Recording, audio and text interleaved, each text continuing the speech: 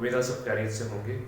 आज हम first year का चैप्टर नंबर 5 है, उसका टॉपिक स्टार्ट करेंगे आर्टिफिशियल सैटेलाइट से। स्टार्ट करने से पहले प्रीवियस टॉपिक का थोड़ा सा ओवरव्यू लेते हैं। प्रीवियस हमने पढ़ा था एंगुलर मोमेंटम पढ़ लिया था, उसके बाद हमने रोटेशनल काइनेटिक एनर्जी फाइंड की थी डिस्क के लिए और हुक के लिए। बाद में हमने टोटल पोटेंशियल एनर्जी फाइंड की थी कि पोटेंशियल एनर्जी दोनों की कैसे निकलेगी। आज जो टॉपिक है वो हमारे पास है आर्टिफिशियल सैटेलाइट।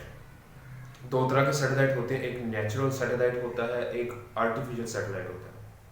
सैटेलाइट किसे कहते हैं? एनी ऑब्जेक्ट, कोई भी ऑब्जेक्ट जो हमारे प्लैनेट के अराउंड या किसी भी प्लैनेट के अराउंड रोटेट करता है उसे हम सैटेलाइट बोलते हैं। क्लियर? यानी कोई भी ऑब्जेक्ट, चाहे वो पत्थर हो, चाहे वो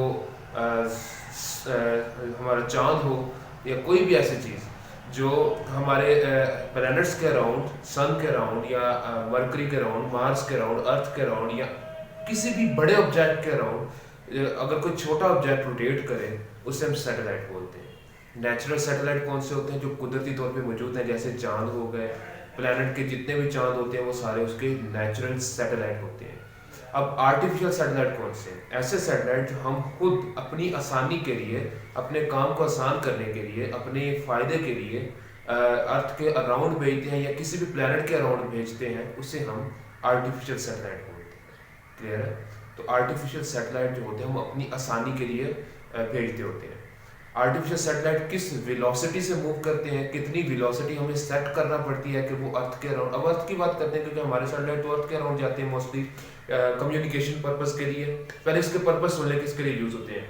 ये कम्युनिकेशन पर्पस के लिए यूज़ होते हैं। उसके अलावा वेदर जो होती है, हमारा जो मौसम होता है, मौसमी तब्दीली को स्टडी करने के लिए, या किसी भी अर्थ के या किसी भी प्लैनेट के या किसी भी चांद के स्ट्रक्चर को स्टडी करने के लिए हम इसे भेजते होते हैं। क्लियर है? तो कम्युनिकेशन सैटेलाइट वाला टॉपिक है वो भी इसमें कवर हो जाएगा। कम्युनिकेशन सैटेलाइट जो है वो आप लोगों ने खुद करना है, रीड करें उसे। उसमें सिर्फ पर्पस बताया हुआ है कि जो सैटेलाइट है वो किस पर्पस के लिए यूज़ होते हैं। पर्पस मैंने आपको बता दिया है। नेविगेशन के लिए, नेविगेशन कहते हैं नेविगेट करना, पता चलाना, रास्ता फाइंड करना, ढूंढना। तो नेविगेशन सिस्टम के लिए यूज़ होता है। नेविगेशन सिस्टम अब क्या होता है, आपके सेलफोन में गूगल नेविगेटर या गूगल मैप के नाम से एक एप्लीकेशन होगी, सभी के सेलफोन में होती है। वो मैप्स होता है, मैप्स होते हैं, नक्शा होता है किसी भी रास्ते का। अगर आपने कहीं भी जाना तो आप उसकी डायरेक्शन सेट करते हो कि मैंने यहाँ से यहाँ तक जाना, तो आपको डायरेक्शन बता देता है कि आप इस रास्ते के थ्रू जा सकते हैं। वो डायरेक्शन आपको कहाँ से मिलती है? वो सैटेलाइट से मिलती है। ये 10 मीटर की इर्द गिर्द जो है 10 मीटर की एरिया के अंदर आपको एग्जैक्ट लोकेशन बता सकता है। अब आपके सेलफोन में अगर आप ऊपर से स्लाइड बार नीचे करें, नोटिफिकेशन बार नीचे करें, तो वहाँ पे एक होता है लोकेशन का आइकॉन होता है। अगर आप उसे ऑन कर दें या अगर आपने फर्दर कोई एप्लीकेशन भी यूज़ की हो तो वो लोकेशन की परमिशन मांगता है कि लोकेशन ऑन करें। वो लोकेशन क्या होती है? वो लोकेशन हमारे लिए नहीं होती। वो लोकेशन जो होती है वो सैटेलाइट लोकेशन मांग रहा होता है आपसे कि ताकि सैटेलाइट को पता चल सके कि आप कहाँ पे बैठ के कोई एप्लीकेशन यूज़ कर रहे हैं। अगर किसी ने आपको अप्रोच करना है, किसी ने आपसे बात करनी है, किसी ने आपसे कनेक्ट होना है, या किसी ने आपको ढूंढना है इंटरनेट पे, जैसे वो फेसबुक या बाकी एप्लीकेशंस होती हैं ना ढूंढने के लिए, तो वो सैटेलाइट उस बंदे को बता सके कि ये वाला बंदा फलां जगह पे बैठा हुआ है। तो इसलिए वो लोकेशन की सर्विस होती है। तो उसके बाद कम्युनिकेशन पर्पस के लिए हम इसे यूज़ करते हैं। कम्युनिकेशन पर्पस के लिए कैसे यूज़ करते हैं? फॉर एग्जांपल, अब अगर आप अपने घर में बैठ के ड्रामा तो देखते होंगे, सभी देखते हैं, मूवीज़ भी देखते हैं, कार्टून भी देखते हैं। वो कार्टून किसी और कंट्रीज में चल रहे होते हैं, तो आपके पास कैसे आ जाते हैं? तो ये जो होता है ये सैटेलाइट होता है। ये सैटेलाइट का काम होता है। सैटेलाइट क्या करता है? दूसरे मुल्क से डाटा को उठाता है और दूसरी तरफ ट्रांसफ़र कर देता है। यानी फॉर एग्जांपल, अगर अमेरिका में वो कार्टून बने, मोस्टली अमेरिका में बनते हैं, कार्टून बन रहे हैं, तो अमेरिका से वो डाटा उठाएगा, अपने पास लेके आएगा और अपने से वो दूसरे तरफ ट्रांसफ़र कर देगा। इसके लिए छोटी सी एक डायग्राम बनाता हूँ, आपको समझ आ जाएगी। फॉर एग्जांपल, ये अर्थ है, ये सैटेलाइट पड़ा हुआ है। अब होगा क्या? फॉर एग्जांपल एक कार्टून की बात करते हैं क्योंकि मुझे भी कार्टून बहुत पसंद है, मैं अभी भी कार्टून देखता हूँ। तो कार्टून की बात करते हैं। यहाँ पे कोई कंट्री है ए और आपकी कंट्री है यहाँ पे, ठीक है? तो कार्टून यहाँ पे बन रहे हैं, यहाँ पे ब्रॉडकास्ट हो रहे हैं, तो वो आपको वहाँ पे दिखाई कैसे दे रहे हैं टीवी के ऊपर? तो होता ये है कि ये जो कंट्री होती है ब्रॉडकास्टिंग करती है, अपना सिग्नल भेजती है सैटेलाइट को।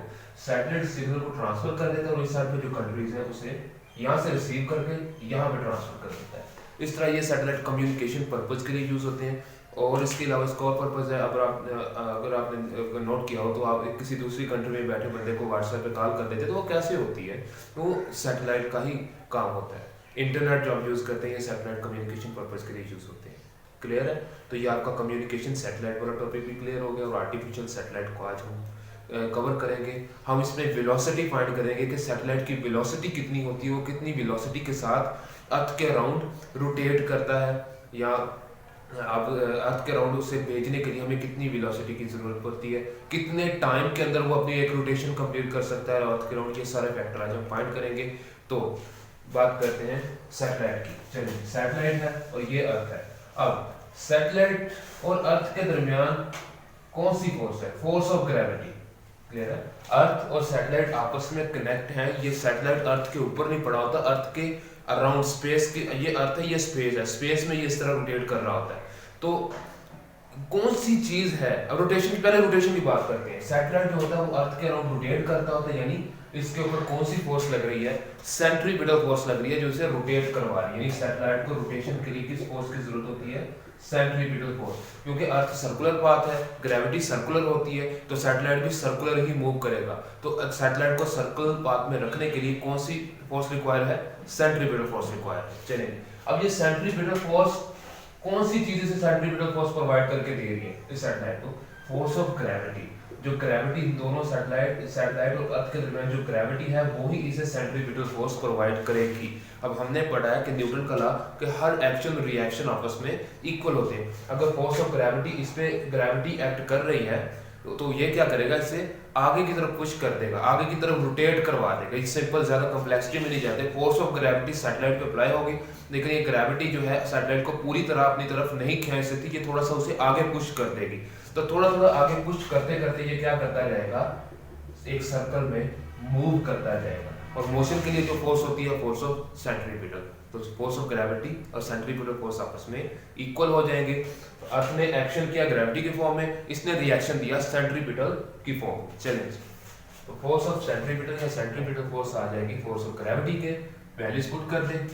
ये होता है कि mv²/r। और अब r की वैल्यू हम कैपिटल पुट करेंगे। क्यों कैपिटल पुट करेंगे? क्योंकि ये जो अर्थ है और सैटेलाइट है, ग्रेविटी हमेशा अर्थ के सेंटर पे बिहेव करती है, अर्थ के सेंटर पे होती है। ग्रेविटी जो होती है ना, अर्थ के बिल्कुल सेंटर में होती है, सेंटर से स्टार्ट होती है। अर्थ का सेंटर जो होता है वो अर्थ का रेडियस होता है। अर्थ बड़ा है, बड़ा पार्टिकल है, बड़ी बॉडी है, तो उसको हम कैपिटल R से इंडिकेट करेंगे। चलिए जी, अब force of gravity Gm/m/r²। Clear है? ये भी कैपिटल R आएगा। कैपिटल M अर्थ के लिए, स्मॉल m सैटेलाइट के लिए, क्योंकि अर्थ बड़ा पार्टिकल है, बड़ी बॉडी है, सैटेलाइट छोटी बॉडी है, इसलिए तो m से m क्या हो जाएगा? कैंसिल हो जाएगा। वेलोसिटी की बात करें क्योंकि हमने वेलोसिटी फाइंड करनी है, तो v² आ जाएगा हमारे पास। एक r से कैंसिल हो जाएगा, तो ये आ जाएगा Gm/r। अंडर रूट ले लें दोनों तरफ, अंडर रूट ले लिया तो v आ जाएगा Gm/r के। क्लियर है? तो यहाँ तक आपका जो टॉपिक है आर्टिफिशियल सैटेलाइट भी कवर हो जाता है। और उसके अलावा जो आपका टॉपिक है ऑर्बिटल वेलोसिटी का, वो भी टॉपिक आपका यहाँ पे कवर हो जाता है। अगर आप पेज को आगे मूव करें तो आपको ऑर्बिटल वेलोसिटी का एक टॉपिक होगा, वो भी आपको मिल जाएगा। तो वो भी सेम कैलकुलेशन यहाँ तक है। यहाँ तक अगर आपको ऑर्बिटल वेलोसिटी की बात आती है तो ये ऑर्बिटल वेलोसिटी आ जाएगी कि इस ऑर्बिट में वेलोसिटी क्या होगी सैटेलाइट की, तो वो आपने यहाँ तक कवर करना है। चलिए, यहाँ तक हमारे 2 टॉपिक कवर हो गए। अब तीसरा हम ये कवर कर रहे हैं, एक तो आर्टिफिशियल सैटेलाइट जो आज कवर करेंगे। आर्टिफिशियल सैटेलाइट के अंदर ही 2 टॉपिक आपके कवर हो गए हैं। कम्युनिकेशन सैटेलाइट जो मैंने आपको यूजेस बताए हैं उसके, और ऑर्बिटल वेलोसिटी के, किस वेलोसिटी से सैटेलाइट ऑर्बिट के अंदर रोटेट करेगा, तो वो हम यहाँ से फाइंड कर सकते हैं। चलिए जी, आर्टिफिशियल सैटेलाइट को आगे प्रोसीड करते हैं। प्रोसीड करने हैं इस तरह कि अब ये सैटेलाइट रोटेट कर रहा है। रोटेट का मतलब कि इसके अंदर कोई ना कोई एक्सेलरेशन प्रोड्यूस होगा। क्लियर है? अब हम ना तो फोर्स ऑफ ग्रेविटी की बात कर रहे हैं, ना ही फोर्स ऑफ सेंट्रीपिटल फोर्स की बात कर रहे हैं। हम इसकी सिर्फ मोशन की बात कर रहे हैं। सैटेलाइट मोशन करेगा, मोशन से क्या होगा? एक्सेलरेशन प्रोड्यूस होगा। क्योंकि अब इसकी मोशन वेलोसिटी तो कांस्टेंट है, कांस्टेंट वेलोसिटी में एक्सेलरेशन प्रोड्यूस नहीं होता। एक्सेलरेशन कब प्रोड्यूस होगा, जब ये अपनी पोजीशन को चेंज करेगा। हर पॉइंट पे जब पोजीशन चेंज होती है तो एक्सेलरेशन क्रिएट होता है। चलिए जी, एक्सेलरेशन क्रिएट हो गया। अब इसके ऊपर जो फोर्स लग रही है वो जनरल फोर्स लग रही है, F इक्वल्स टू ma और F equals to mv square over r, क्योंकि सर्कल में रोटेट कर रहा है तो सेंट्रीपिटल फोर्स, और कौन सी चीज से रोटेट कर एक्सेलरेशन निकालने के लिए कौन सी फोर्स एक्ट करती होती है, F इक्वल्स टू ma। दोनों में से g की वैल्यू निकालते हैं, यानी ma equals to mv square over r, mv square over r। हम इसकी इस फोर्स ऑफ ग्रेविटी की बात नहीं कर रहे। फोर्स ऑफ ग्रेविटी ने तो सैटेलाइट को मूव करवा दिया है, ठीक है। मोशन की वजह से सेंट्रीपिटल फोर्स तो हर वक्त रहेगी इसके सर्कल में।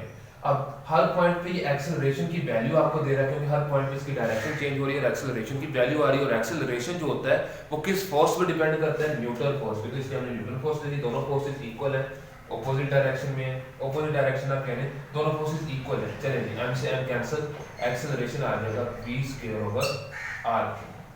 क्लियर है? चलिए जी, एक्सेलरेशन हमारे पास आ गया v square over r।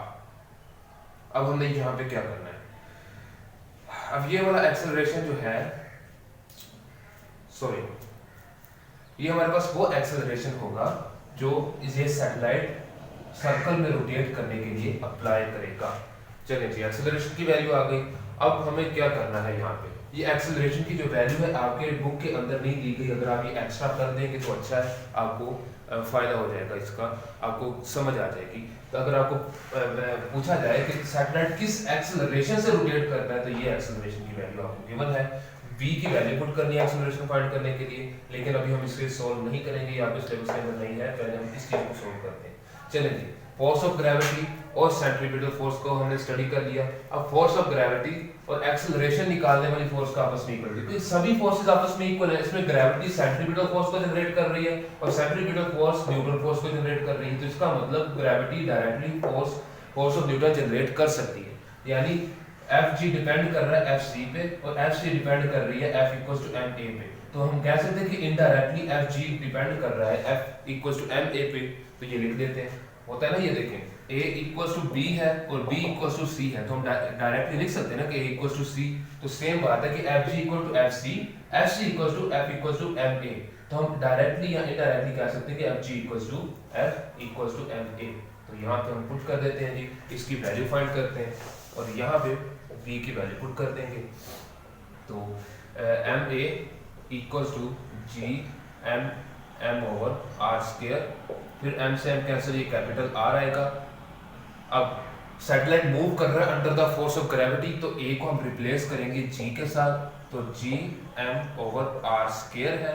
r square को आप अलग अलग करके लिख लें, g m over r dot r लिख सकते हैं। चलें जी, अब g m ओवर r किसके इक्वल है, एक r इसको उठाएं, यहाँ पे मल्टीप्लाई करते हैं, r g equal to g m over r।